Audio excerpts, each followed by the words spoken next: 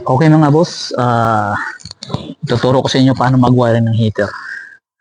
Bali, yan ang heater niya. Ayan, ang nakikita nyo. Ayan. May dalawang wire sa. Ayan, 1, 2. Okay? Bali, ito na yun. Ito na yung wire ng heater. Ito yung dalawa. Ayan, dalawa. Ayan, ganyan, yan. Tapos, ito yung power supply. Itong dalawa rin. Ayan. Yung blue sa brown. Ayan. Ang gawin mo lang, kunin mo yung dalawang wire ng heater, ito, ayan.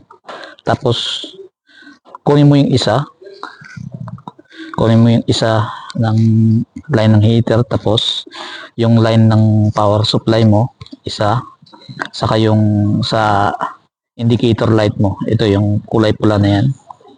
Yan, pagsamahin mo lang, yan, tapos ilagay mo na sa connector. Ang gamit natin dito na connector is porcelain connector para hindi matunaw. Kasi ano to eh, yung tawag dito sa unit na to, heated cabinet. Ayan, ganyan siya. Hindi pa tapos, bali wala pang pinto, na-wiring pa lang. So balik tayo dito. Ayun, pinagsama mo na yung isang line ng heater, saka line power supply, saka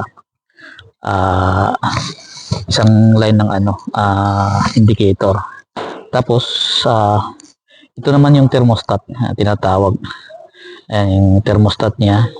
Bali ito yung nagbi-maintain nung init sa loob, saka ito yung nagka-cut off nung kung maabutin na yung temperature, automatic siya magka-cut off. Nami-maintain niya yung init sa loob. Di tulad nung syuta mo, sa una lang umiinit. Pagkatapos nun wala na. Agoy. Pastilan. Ayun, balik tayo. Ito, yung neutral.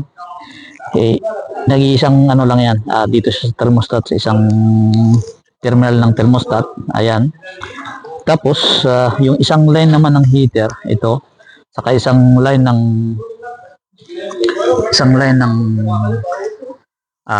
indicator.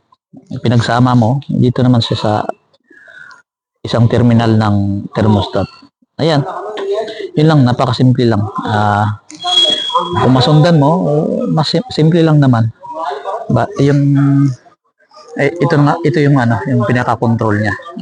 Ayan. Hindi pa tapos. Yun lang. Okay.